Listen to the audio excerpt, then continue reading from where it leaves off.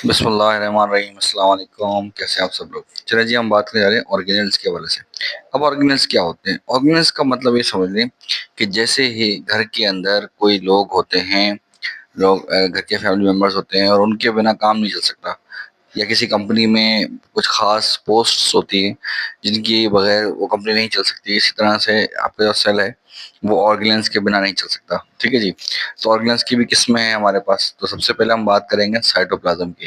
Cytoplasm की अगर हम बात करें तो साइटोप्लाज्म क्या है? जेल लाइक सब्सटेंस है। ठीक है। और वो सेल के अंदर भरा होता है। कहाँ से कहाँ तक? सेल मेम्ब्रेन से लेके न्यूक्लियर मेम्ब्रेन के दरमियान जो भी हिस्सा है वो इसने फिल कर रखा है। ठीक है जी। और ये बताया कि 90% तक इसमें पानी होता है, सही। और 10% ड्राई वेट होता है। यानी कि ड्राई वेट में समझ लें कि जितने भी ऑर्गेनिल्स हैं उनकी बात हो रही है, सही है। अच्छा, it can also contain dissolved nutrients, waste products.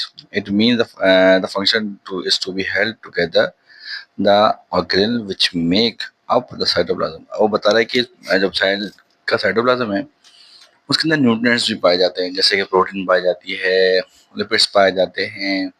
ठीक है। और मुख्तलिफ किस्म के जो केमिकल्स हैं वो भी पाए जाते हैं। ठीक है जी। अब वो क्या करता है कि बता रहा है कि भाई जो ऑर्गेनल्स हैं वो अपने फंक्शन करते हैं किसमें? साइटोप्लाज्म के अंदर। ठीक है।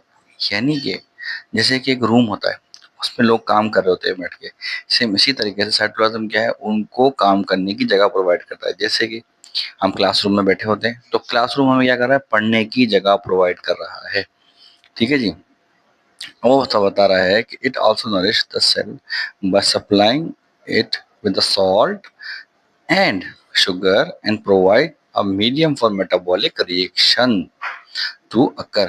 यानी कि मैंने अभी आपको बताया कि ये करता है, नरिश करता है सेल को, सप्लाई करता है साल्ट और शुगर को जो उसको नीड है, सही है जी। और उसको मीडियम प्रोवाइड करता है।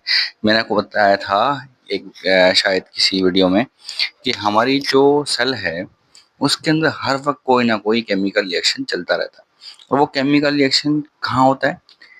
सेल के साइटोप्लाज्म में। अब इसकी मिसाल छोटी सी मान लेने की किचन है आपका। किचन क्या है? एक खास एरिया है जहाँ पे सारे काम हो रहे होते हैं। खाना पक रहा होता है, खाना जो है गर्म हो रहा होता है, चाय बन रही होती है और डिफरेंट चीज़ें हैं। ठीक है। ऐसे ही आपका घर है, घर में भी डिफरेंट एक्टिविटीज चलती रहती हैं हर वक्त। सेम इसी तरीके से साइटोप्लाज्म वो जगह है जहाँ पे मुख्तलिफ किस्म के मेटाबॉलिक रिएक्शन चलते रहते हैं। मेटाबॉलिक क्या होता है? एनाबॉलिक। और एनाबॉलिक यानी कि बनाना, और कैटाबॉलिक यानी कि तोड़ना। उसको अगर हम मिला देंगे तो क्या बनेगा? मेटाबॉलिक यानी कि बनता है कुछ या टूटता है कुछ। जैसे कि प्रोटीन बन रहा है किससे? अमाइनो एसिड से। और प्रोटीन टूट रहा है तो क्या क्या वो बनेगा? अमाइनो एसिड्स बन जाएंगे वो। ठीक है ना। कुछ बनना और कुछ टूटने को हम क्या कहते हैं? मेटाबॉलिक रिएक्शंस कहते हैं। अच्छा जी, उसके बाद आपके पास लिखा हुआ है साइटोस्केलेटन। अब साइटोस्केलेटन क्या होता है? साइटोस्केलेटन